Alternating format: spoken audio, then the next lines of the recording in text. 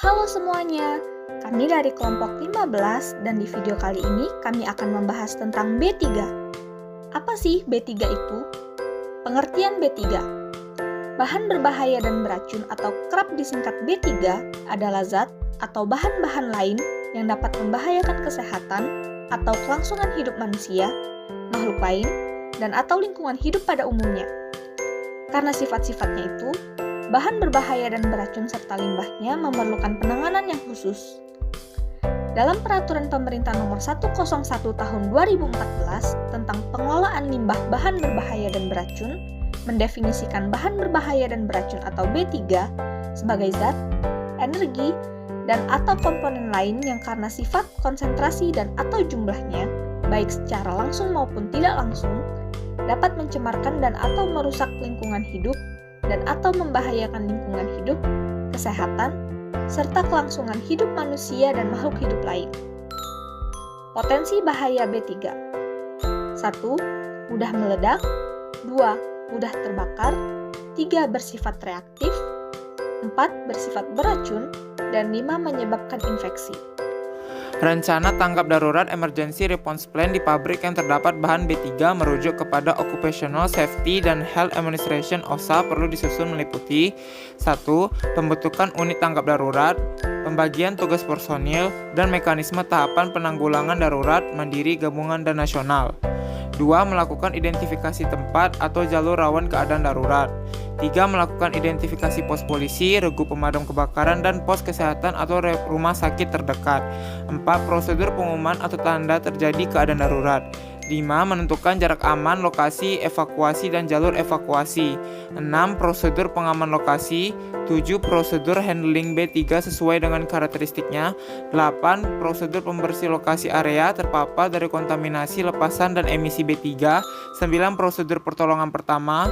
10. Kompetensi personil. 11. Sarana dan prasarana STD. 12. Training.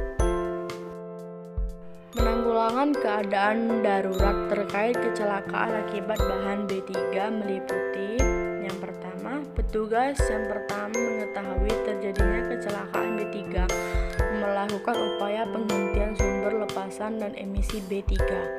Apabila tidak dapat dilakukan upaya penghentian sumber, maka segera komunikasikan kepada unit tanggap darurat internal atau perusahaan pemadaman mandiri.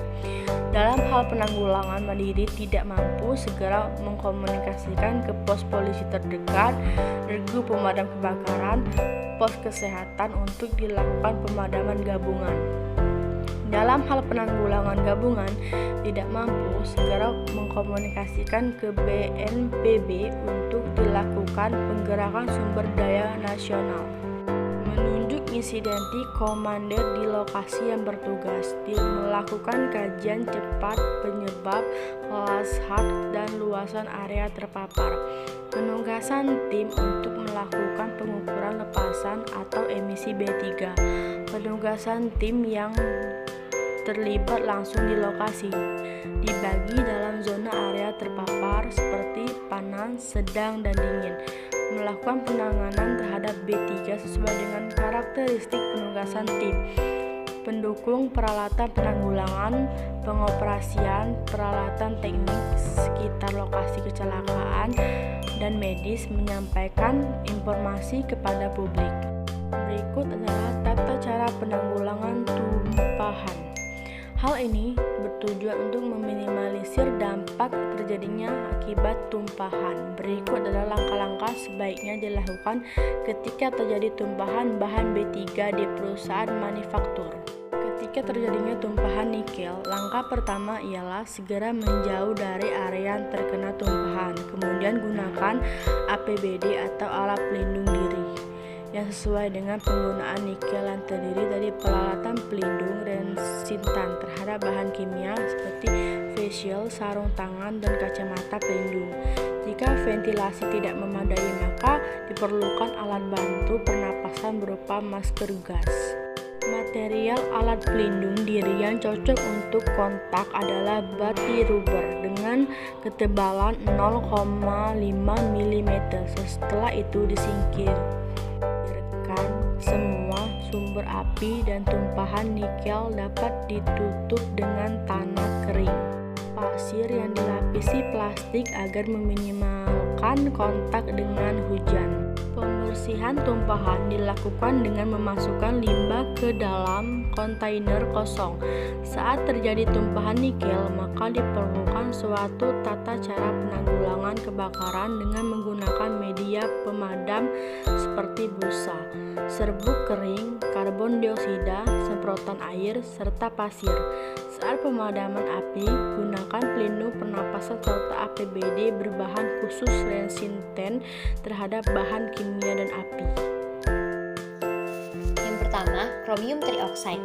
Ketika terjadi tumpahan chromium trioxide, maka langkah awal yang langsung dilakukan adalah menjauh dari area yang terkena tumpahan dan menggunakan APD, alat pelindung diri yang sesuai untuk penanganan chromium trioxide, yakni kacamata pelindung, sarung tangan, dan pakaian pelindung tahan korosi.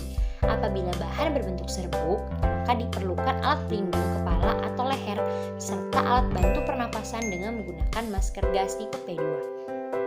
Bahan pakaian dengan tingkat resisten tinggi yakni butir rubber dan PVC.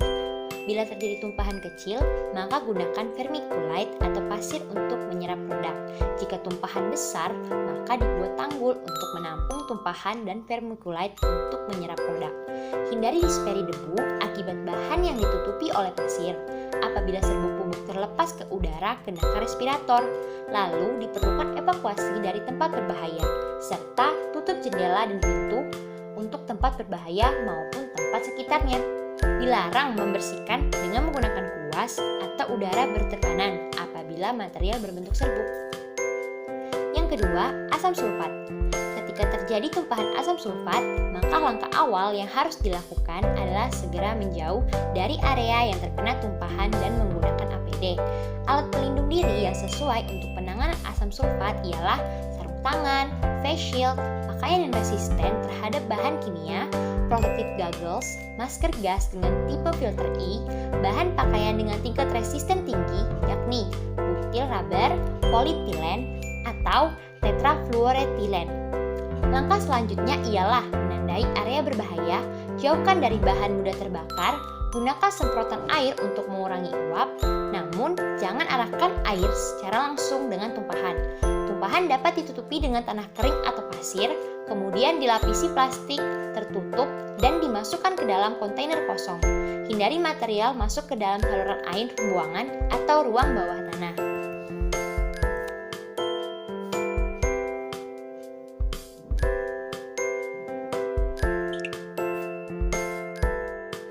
Yang ketiga, solar.